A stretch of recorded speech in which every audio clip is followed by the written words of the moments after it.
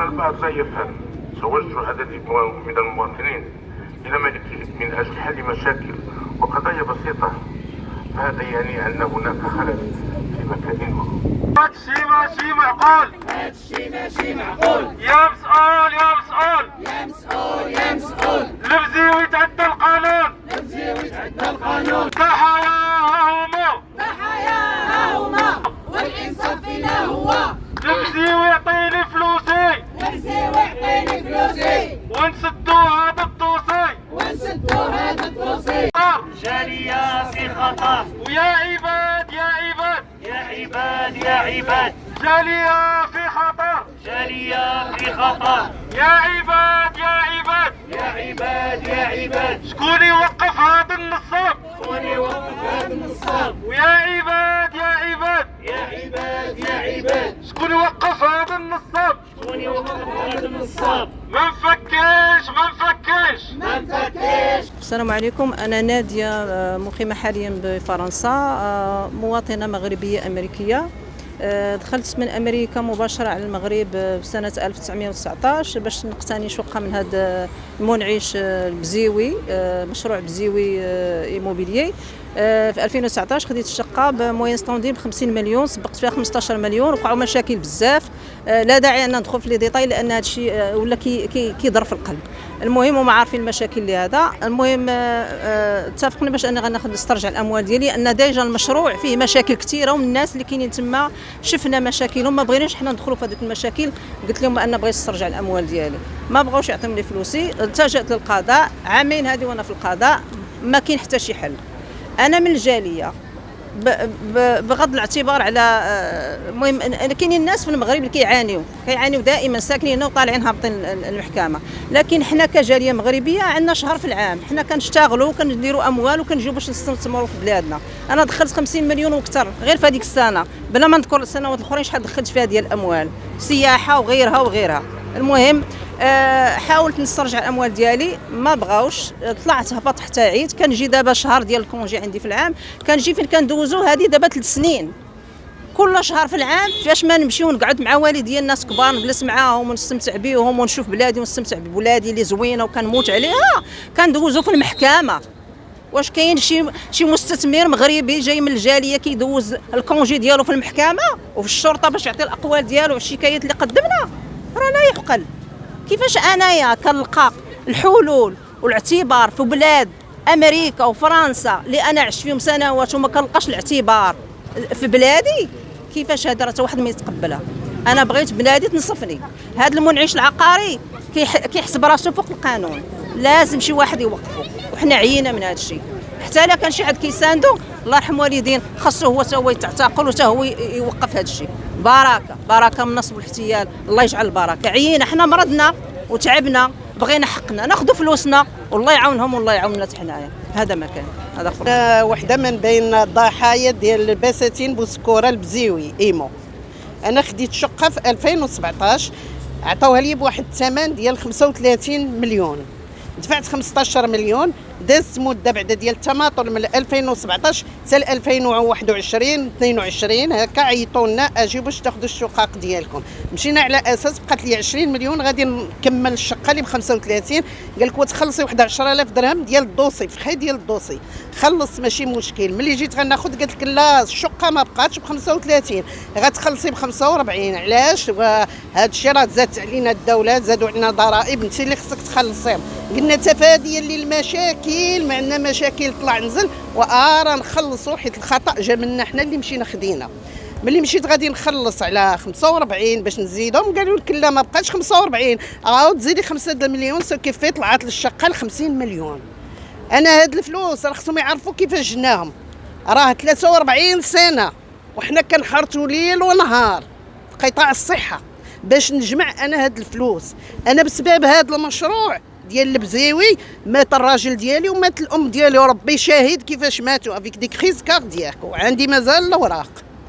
دابا مشيت ليهم حبيا كل مره ردوا لي ودي غير فلوسي، واخا نتوما راه خديتوا فلوسي وخدمتوا بهم هذا، ردوا لي غير المبلغ اللي دفعت لكم ديال 16 مليون. قال لك ما عندناش الفلوس حاليا. فين لما كاع الابواب طرقتها على اساس واحد الحوار حيبي كتقول لك وسير يديري اللي بغيتي. حنا الفلوس ما عندناش، غتاخدي الشقه كيفرضوا عليك الشقه اللي بعناك ب 35 غتخلصي دابا 50 مليون. حنا دابا ما بقى لنا باب اللي امامنا هو صاحب الجلاله الاب ديال الجميع اللي ما اللي يساند المغاربه. حنا مغربيه حره وعندي قرحه على هاد البلاد، ويا ما خدمنا في هاد البلاد وحنا مازال باغيين نخدموا. وصلنا لهاد السن وحنا مازالين كنعطيو العطاء للبلاد. راه حنا هاد الفلوس اللي شادين لينا راه غير فلوس اليتامى. كنطلبوا من جلاله الملك يساندنا في هاد المحن. راه تمحنا، راه حنا تمحنا، راه درنا دي مالادي اللي كرونيك العالم بينا الله.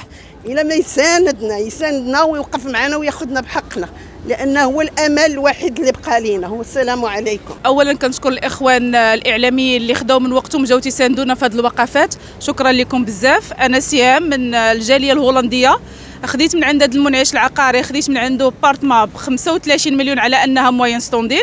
من بعد في 2019 من بعد كنتفاجئ انها ولات اقتصاديه وانا عندي الملك ديالي. هذا الشيء كيعني بانني خاصني نزيد الدوله التيفيه غتخلص لها 5 مليون غتولي 40 مليون.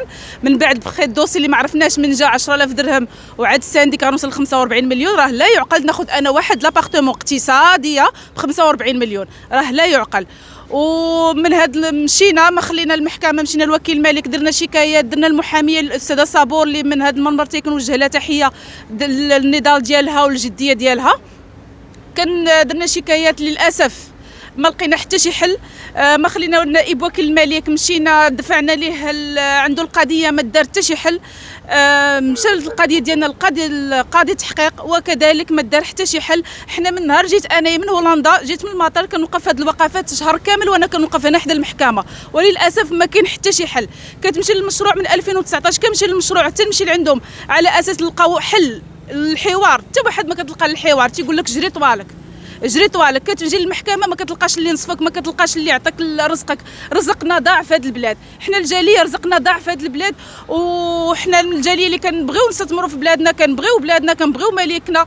عاش الملك عاش الملك عاش الملك، تنموتوا على الملك ديالنا. كنبغيو نستثمروا، كنبغيو الحباب ديالنا، عائلاتنا، كنبغيو ولادنا نربيو فيهم ديك حب حتى مغربيت حتى هما باش ولادنا يكبروا يبقاو يستثمروا في المغرب. ولكن مع هذا النصب والنهب ديال هاد الناس ديال هادو الله يهديهم يعطيونا رزقنا، راه تيخربوا غير الاقتصاد ديال المغرب وتيجريو على الجاليه كتنصب عليها كل عام، كتنصب عليها في شتى الميادين، في شتى الميادين كتنصب عليها. فلوسنا صحاح كتمشي لينا اللي تنضربوا عليها ثمره بالليل والنهار باش ندخلوها للمغرب ونزيدوا بمغربنا القدام. ولكن الناس ديال هنا النصابه ديال هنا ما خلاوش المغرب تزيد القدام نهائيا. الا شفتي كل عام في الصيف شحال كتدخل ديال الملايين غير من الجاليه. بسبب هاد النصابه ما بقيناش غادي ندخلوا، ولادنا ما بقاوش غادي يدخلوا، حتى شي حد ما بقى غادي يدخل. لا اله الا الله لا اله الا الله، راه قهرونا قتلونا، ما بقيناش قادرين ندخلوا للمغرب. المغرب ما بقيناش قادرين ندخلوا ليه. ومن هذا المنبر كنوجه النداء ديالي جلاله الملك محمد السادس، جلاله الملك حنا الشعب ديالك وليداتك الجاليه تنموتوا عليه، كنموتوا على بلادنا، كنموتوا على المغرب. وقف حاول دير لنا حل لهذا المشكل هذا، تسرع تدخل باسرع وقت ممكن، لحقاش حنا الجاليه عندنا شهر كنجيو من شهر كامل حنا كنوقفوا هنايا، هو سالا شهر ما درنا حتى شي حاجه. كيبقاو يعطيونا سير الخميس سير الجمعه سير الخميس سير الجمعه، سالا شهر. غنرجعوا بحالاتنا شنو دابا؟ نمشيو حتى العام الجاي عاوتاني ونكملوا القضيه؟ راه لا يعقل، راه ما يمكنش. الجاليه خاص يدار لها حل، الجاليه خاص يتعامل معها بطريقه كيف كيوصي سيدنا، كيف كيوصي سيدنا تعاملوا معنا. هذه المعامله ما كنشوفوهاش على ارض الواقع، ما كايناش نهائيا. لهذا جلاله الملك كنتمناو منه يتدخل في هذه القضيه باسرع وقت ممكن، لحقاش حنا راه رزقنا ضاع لينا وفلوسنا مشات لينا وفلوس وليداتنا، وما بقيناش قادرين، ما بقيناش عارفين فين ندخلوا في هذا المغرب. عيينا لا اله الا الله. عاش الملك عاش الملك عاش الملك. السلام عليكم.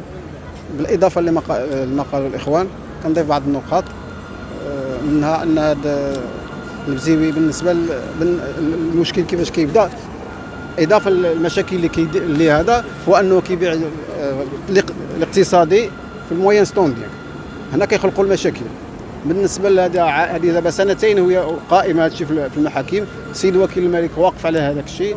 دابا المساله عند السيد وقاضي التحقيق، بعد المفاوضات وهذاك الشيء بغاو يعطيو الناس فلوسهم، قال لك من بعد 27 هما عندهم هذه 7 سنين وغيعتقدوهم صحاح مجموعين بغا يعطيو الناس مفرقين. هذا الشيء لا يعقل.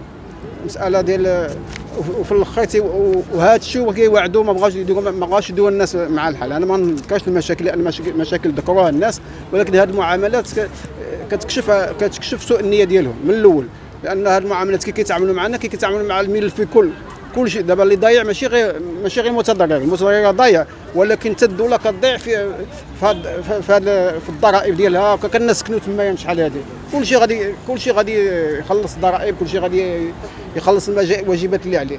فكيف يعقل هذا السيد؟ واش ما كاينش شي واحد اللي غيضبط ما غيضبطش الامور ديالو؟ ما يمكنش. حنا الله يسهل عليه، الله يجيب ليه التيسير، لكن حنا كنطلبوا هذه المسائل تضبط. الا ما تضبطتش غتبقى المسائل دائما بحال سيدنا الدم. شي واحد في الجسم ديالو شي حاجه الفو اغيتي ليموراجي. الا بقينا بحال هكذا يمكن من بعد دابا عام واحد اخر غنلقاو الناس ديال 24 ديال 23 24 حتى هما واقفين. خص هذه المسائل تضبط، ما يمكنش. يعني العقل ما تيقبلهاش. كياخذ الفلوس ويخليهم عنده 6 أو 7 سنين وكيوعد الناس على 6 شهور وتيبقى يماطل بهم. من بعد كيجي باش الناس تزيد، من بعد تتعيا الناس وتجي تقول له سلم ولا عطينا فلوسنا، تيقول لها تيبدا يخلق العراقيل باش دائما يبقى داك الشيء. هذا هو غرضه، ماشي باش يبيع، غرضه باش الناس تبقى تمشي وتجي وفلوس عنده. دابا المشاكل عنده داخل المشروع وخارج المشروع. حنا الفو غيطي ليموراجي، يشوف شنو هو المشكل فين كاين وباش يتحل، باش ما نبقاوش من بعد عاود نلقاو مشكل كيصدر دائما شكايات للمحاكم. وحنا ثقتنا كبيره في القانون وفي جلاله الملك وفي قاضي التحقيق وفي سياده وكيل الملك وفي القانون عامه.